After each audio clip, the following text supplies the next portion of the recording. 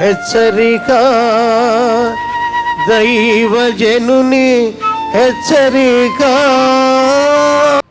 ఎంతమంది స్త్రీలు ఇవాళ భర్త చేత విడిచిపెట్టబడిన వారు, అత్తల చేత వేధించబడుతున్నవారు, భర్త తాగొచ్చి సంసారాన్ని గుల్ల చేసుకుంటుంటే నడుగు కట్టుకొని కూలి పనులకు వెళ్ళి డబ్బులు సంపాదించి బిడ్డలను పోషించుకుంటున్నవారు, ఏ మాత్రం బాధ్యత లేని పురుషుడు ఉన్నప్పుడు కూడా కుటుంబాన్ని కట్టుకోవాలని ప్రయాసపడేటువంటి స్త్రీలు ఎందరో ఉన్నారండి.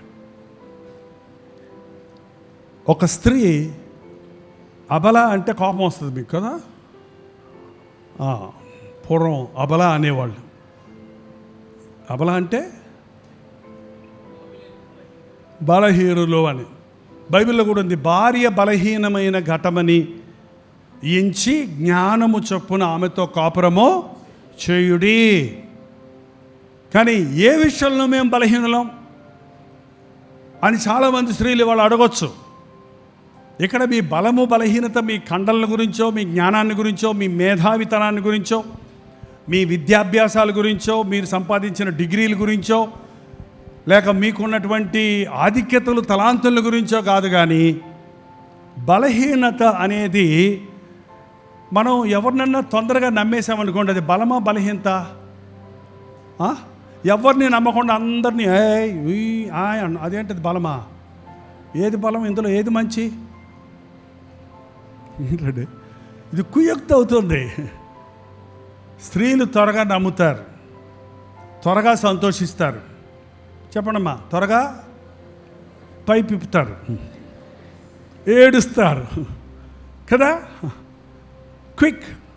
ఆ క్విక్నెస్ దేవుని కోసం వాడితే, ఆ ఆవేగంగా దేవుని కొరకు అలాంటి పనులు చేయగలిగితే, అలాంటి తెగిస్తే, అలాంటి బలహీనతను బలంగా మార్చుకొని దేవుని కొరకు పనిచేస్తే నీ ద్వారా గొప్ప కార్యాలు జరుగుతాయి. నేను గమనించి చూశాను, పురుషుడు ఎంత మేధావైనా, ఎంత సంపాదించే వ్యక్తి అయినా, ఎంత జ్ఞానైనా, ఒక మూర్ఖురాలు భార్య ఉందనుకోండి, అతని ఇంట్లో దరిద్రం తప్ప మిగిలేది ఏమి ఉండదు. అతని బతుకు నవ్వుల పాలు తప్ప ఏం జరగదు. ఒక పురుషుడు చేతగాని వాడైనా, సంపాదించలేని వాడైనా, చదువులేని వాడైనా, సామాన్యుడైన ఒక స్త్రీ జ్ఞానము కలిగి ఉంటే ఆ కుటుంబంలో సమృద్ధి ఉంటుంది, దీవెన ఉంటుంది, ఇల్లు చక్కబెట్టుకుంటుంది, భర్తను కాపాడుకుంటుంది. యేసుక్రీస్తుని ఎరిగిన ప్రతి స్త్రీలో ఈ స్త్రీకి దేవుడిచ్చే కృప అలాంటిదిగా ఉందండి. ఈ ఉమెన్స్ డే సందర్భంగా సమాధి దగ్గర, యేసు ప్రభు సమాధి దగ్గర ఉన్న ముఖ్యమైన వాళ్ళు ఎవరంటే, సిలువ దగ్గర ఉన్న ముఖ్యమైన వాళ్ళు ఎవరంటే స్త్రీలే. మొట్టమొదట యేసు ప్రభు తిరిగి లేచాడు అన్న శుభవర్తమానాన్ని లోకానికి అందించింది ఎవరంటే ఎవరండి? స్త్రీలే. సువార్తను దేవుడు స్త్రీ నోట్లో పెట్టినప్పుడు హవ్వ తెచ్చుకున్న శాపము నుండి క్రీస్తు జననం ద్వారా ఆశీర్వాదంగా ఒక తల్లి శాపమును మోసిన హవ్వను దేవుడు ఎలా మార్చాడంటే, ఒక స్త్రీని కోరుకొని ఈ లోకంలోనికి రావడానికి ఎవరిని కోరుకున్నాడండి? ఒక కన్య అయిన మరియను కోరుకొని ఈ లోకంలోనికి ఆయన వచ్చాడు. కన్య ద్వారా ఈ లోకానికి, ఒక స్త్రీ ద్వారా ఒక స్త్రీ ఈ లోకానికి లోకరక్షకుడిని అందించింది. ఈరోజు కూడా దేవుడు నీ ద్వారా ఈ లోకానికి సువార్తను అందించాలని ఆశపడుతున్నాడు. నీ బిడ్డల ద్వారా, నీ కుటుంబం ద్వారా ఆయన నామాన్ని మహిమపరిచే వ్యక్తిగా ఉండాలని ఆశిస్తున్నాడు. యేసుక్రీస్తు శిలువ మరణ పునరుద్ధానాలను మనం ధ్యానిస్తున్నప్పుడు మీరు మత్తయి, మార్కు, లూకా, యోహాను సువార్తలోని చివరి మూడు అధ్యాయాలు, అంటే నోట్ చేసుకోండి, ఈ దినాల్లో చదివి ధ్యానిస్తే మనం ఎంతో ఆధ్యాత్మికంగా ఆశీర్వదించబడతాం. 26 మత్తయి సువార్త 26, 27, 28, మార్కు సువార్త 14, 15, 16, లూకా సువార్త 20, 22, 23, 24, యోహాను సువార్త 19, 18, 19, 20, 21. ఈ 13 అధ్యాయాలు మీరు చదివితే ఇందులో యేసుక్రీస్తు చివరి దినాలలో, ఆయన సిలువను వెంబడించే దినాలలో స్త్రీలు కూడా ప్రాముఖ్యమైన స్థానాలు వహించారు. స్త్రీలు కూడా ఆయన్ని అభిషేకించారు. మరియ అచ్చ జటా మాంసంతో ఆ యొక్క విలువైన అత్తరుతో ఆయన అభిషేకించినప్పుడు కొందరు సనిగారు, కానీ ప్రభు అన్నాడు, ఈమె చేసింది ఎక్కడెక్కడ సువార్త ప్రకటించబడుతుందో అక్కడ వివరించబడుతుందని, అక్కడ ప్రశంసించబడుతుందని. ఈ రోజున దేవుడు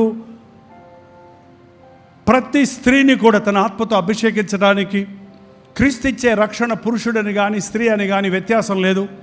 క్రీస్తుని దేవుని చేతుల్లో పెట్టుకున్న ఒక వ్యక్తిని పురుషుడా స్త్రీయా, ఏ జాతి వాడు, ఏ భాష వాడు అని ఆయన చూడడు, కానీ ఆయనకు సంపూర్ణంగా సమర్పించుకున్న వ్యక్తి ఎవరైనా సరే దేవుడు వారిని వాడుకోవడానికి సిద్ధంగా ఉన్నాడు. ఈ అంచె దినాలలో ప్రార్థించే స్త్రీలను, విజ్ఞాపన చేసే స్త్రీలను, కుమార్తెలకు ప్రలాపించడం నేర్పించే స్త్రీలను, కుమారులను జ్ఞానవంతులుగా పెంచి దేవుని సాక్షులుగా నిలబెట్టే స్త్రీలను, భర్తకు సాటి అయిన సహకారిగా తన భర్త లేచి ఆమెను కొనియాడునట్లు, తన బిడ్డలు లేచి ఆ తల్లిని పొగుడునట్లు ఒక చక్కటి సంస్కారము కలిగిన, ప్రార్థనాత్మను కలిగిన, ప్రేమ కలిగిన, దయ కలిగిన, దేవుని సుగుణాలతో నింపబడిన స్త్రీలను దేవుడు లేపునుగాక.